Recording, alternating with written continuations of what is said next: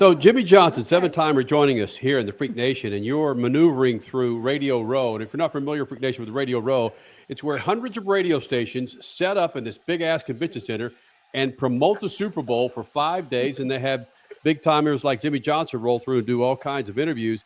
Is it tougher maneuvering this freaking Radio Row or turns 3 and 4 at Daytona, Jimmie? Radio Row by far. This is foreign soil, foreign territory here.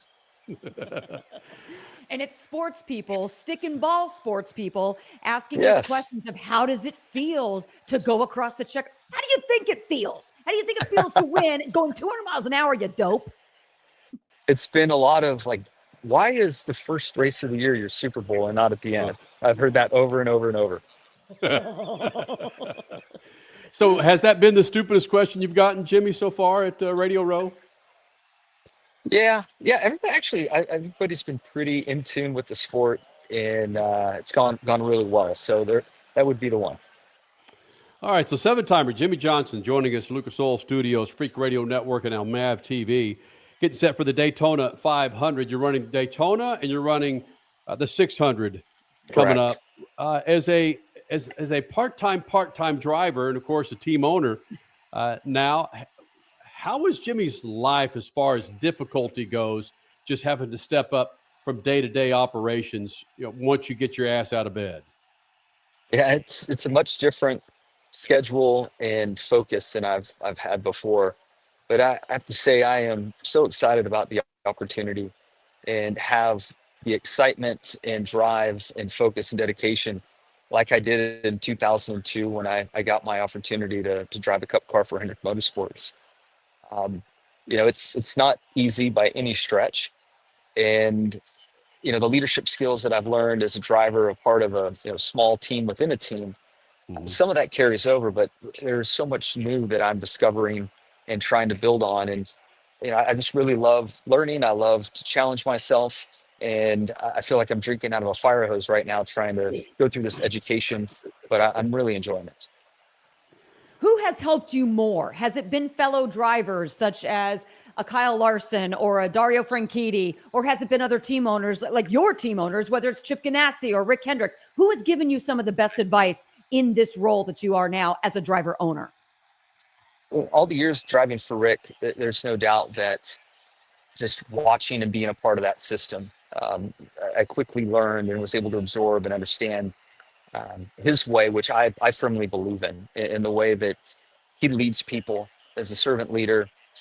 People, they call that place home, and they work for him at such a deeper level than other places as a result. So I hope to evolve into that position and continue to learn by watching conversations. The game has changed a lot over the years, and the way we race now is much different. And also the business landscape. You don't have sponsors that come on and buy a full season. And so to package, call it 5 to 7 primary sponsors to each car. So we have 2 cars, the workload, the lift, the marketing, the interaction, the meetings, the FaceTime, there's just a lot to that. And that's a lot different than before. So I'm up early, I stay up late, find myself drinking a lot of coffee these days, and just on the grind. Well, where's the coffee sponsorship? I know. I've been working on that for years, and I have been striking out. So if you guys have any good ideas, put me in. Yeah. Well, who is it in NHRA? Black Rifle Coffee Company? Yes, we'll get back to you on that. Awesome. Thank you. So seven-timer Jimmie Johnson joining us here in the Freak Nation. He brought the name Hendrick in there. Of course, Johnson is synonymous with motorsports and NASCAR. From my standpoint, chasing sponsorships and partners, it does tend to wear on you. Has it started to wear on Jimmie Johnson yet because of the detail that you've got to put forth for not necessarily a full season? You mentioned it, for 4 or 5 races, you've got to put on $7 million worth of effort to get 500,000. It's not wearing on me. It's really been inspiring. Wow. And I'm trying to build something, and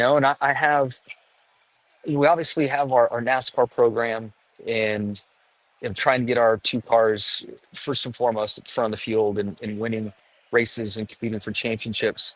But I hope that we can expand to a 3rd car someday.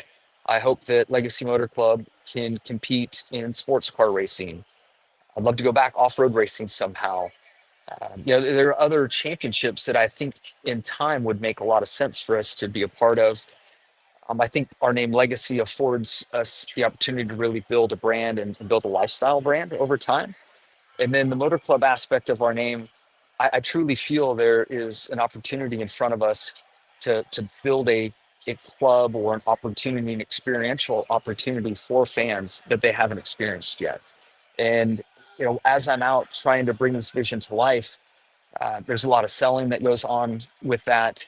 And there's certainly a lot of opportunities to meet people in these spaces that have like interests in all this. And we just announced a strategic partner in Nighthead Capital that's come on board, taking a minority stake in our race team. And through their portfolio and the various assets that they have and what they're trying to assemble within sports, there's some unique and different opportunities for us down the road as we continue to grow and evolve here. And that chase is really fun and exhilarating right now. Wow. I don't think I would have expected fun and exhilarating to come out of chasing partnerships, which can be tedious. It is extremely rewarding, but it can be tedious in the journey. Now, you mentioned how Legacy is developing its own legacy Motor Club. And I've noticed this thing with 7-Time, and it's been you and Richard, and that's been so awesome to follow.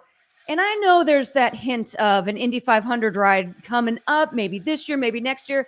If Scott Dixon, your good buddy, if he wins his 7th this year, will he become a part of your Legacy Motor Club? Oh, gosh, I would love that. But there is so many, that would be a dream. There is nothing in effect to make that happen. Maybe we can start that rumor here and it can catch fire and get going. But Dixie is just a great, great friend. Dario as well. My time I spent at Chip Ganassi Racing, I will forever cherish. Friendships I built there, the relationship with Chip, and there's no one rooting more for Scott in the 7th. Well, I guess his family, but then I'm right behind them. Well, maybe behind Dario, the more I think about it. But anyhow, love that guy, and I wish him all the best. And gosh, it would be incredible someday to have a team to offer Dixie a ride, but by then he'll be 70, and I don't know if he'll be willing to get back in a car. Oh, I didn't even mean as a driver. I want him as a co-owner with you. He can help you. Yes. Yes. He can help you bring that ride to the Indy 500. There you go. I follow you now. Yes. Anytime I could take with Scott or Dario and have them either offering advice or if someday they had interest in the company, I would take that in a heartbeat. So are you telling me, Jimmie Johnson, that Tom Brady and Jimmie Johnson for the Indy 500 this year is off? It's funny how rumors start up. And I can help maybe pull this thread together. Nighthead Capital, who is invested in Legacy Motor Club, has a relationship with Tom. And so through that, this thing spun up. It's a hell of an idea, but we're not prepared or ready at this point to compete in 25 at the Indy 500. I certainly would hope in time there's a chance for that, and we'll take this great idea and try to sell it upstream. But it's just a rumor right now. See, they're waiting for Dixon to get his 7th title, and then it all makes sense. Then all these 7-timers come together. Yeah. I get it. It's all good. But what I do like is the Penske's, the Ganassis, a little bit of Wayne Taylor and Andretti. They were the ones, kind of the OGs of going through all the motorsports. Actually, let's go to Cal Wells too. A little bit of off-road, a little bit of IndyCar, a little bit of NASCAR, but it never really took on with the fan base until, in my opinion, now. With you guys, Legacy Motor Club and Trackhouse. Now it's like the trendy thing to do. Granted, it costs a lot more money, but the fact that you guys are doing it, I'm going to circle back to the beginning of the interview, how rewarding it is for you guys to diversify, but also for the fan base now. They finally all get it. Yeah, I think there are a few elements in play. And, ultimately, I think the largest element is a charter system or a franchise system. Racing isn't cheap, and it's tough to create an annual return. But if you have enterprise value that's growing through a franchise system of sorts, it's worth having multiple series to compete in. NASCAR for the longest time was not that. The enterprise value is continuing to grow. It allows us to think differently and to actually attract investors from different walks of life and to kind of expand the offerings that are there. I hope that other forms of motorsports can lean into a charter system of sorts and help shore up that enterprise value, because as they do so, I think there'll be more opportunities in the motorsport space, and you'll have others venture out and try to brand across multiple platforms and have different offerings.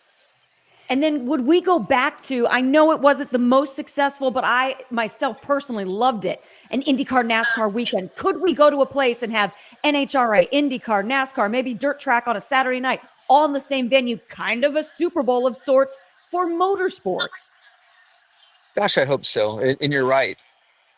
I think that the motorsports landscape is evolving in a very productive way. And when I look at NASCAR specifically, the fact that SMI and ISC took their tracks back private and they're not beholden to shareholders allows them flexibility. And we're seeing that with the Chicago Street Race. We see that with Mexico City and some of these other opportunities. So it is trending in the right way. There are some other egos in play. You know, you have the series themselves, and they feel that, and they're all, which everyone you just mentioned, they're all major series that all command a Sunday presence. So who's going to give up the Sunday presence? You know, who's going to be Friday? Who's going to be Saturday? So there's some stuff in play, but if we think big enough and there's enough support, there's enough to go around for everyone. And I do think that in time there's a chance. Hey, Jimmie Johnson joining us here in the Freak Nation. Jimmy, we had Trevor Bayne on with us recently, and when he mentioned that he's coaching Jimmie Johnson, I thought, what? How can you coach a 7-time NASCAR Cup Series champion? How does Trevor Bayne coach Jimmie Johnson? Trevor's been a tremendous help for us. First and foremost, just an awesome dude. And then Trevor and I were training for triathlons back when we were racing together in the Cup Series. And I took the route of hiring a coach and just having somebody boss me around. Trevor and Josh Wise were both like, I'm going to figure this out on my own. And now you look at where we are 10, 15 years later, they're both coaching drivers, and I still have people bossing me around telling me what to do. But both of them have such an incredible way to dig into the details, spot them and articulate them to drivers so that they can understand them. And with the new car, it drives so much differently than the old car, especially finding that last tenth or two. And the habits from the previous generation car work completely against you in this vehicle. And so Trevor was very helpful for me trying to understand some of these breaking points, how to use the throttle, how to keep the right pitch angle in the car as you enter the turn. Because if you use your feet incorrectly, you enter the corner with less downforce than anyone else, and it takes a while for the diffuser to charge it back up and create the downforce, and you just lose lap time. And so it was really helpful there for me and also for our other two drivers on a weekly basis. Wow. That's incredible. Can we just say, we know we've got to let you go. You've got 5,000 interviews, you and Shaq and the entire entourage of Toyota going on there at the Super Bowl. But right now, can I just say how comfortable you look? Either you're sitting next to a Toyota monster truck or you're just chilling on the ground. I'm in a low seat next to a really cool Toyota. I'm not sure what it is, but yeah. Hey, Jimmy, You look good. Jimmy, real quick, I worked with Shaq when I was in Los Angeles. He was with the Lakers, and the first time I met him, I shook his hand and had to think, am I shaking someone's foot? Shaking Shaq's hand is a different animal, isn't it? He's such a big guy. I mean, it's such a gentle giant as well. What a stud. I've had a lot of fun with him. Agreed. Jimmy, it's fantastic when you roll in the Freak Nation. We appreciate what you're doing and appreciate your time coming here with the Freaks, my friend. I appreciate you. Appreciate you both. Thank you so much. All right. See you, buddy. All right. Cheers. Take care. Thanks, you guys. Thank you. Speed Freaks, Motorsports Radio, redefined.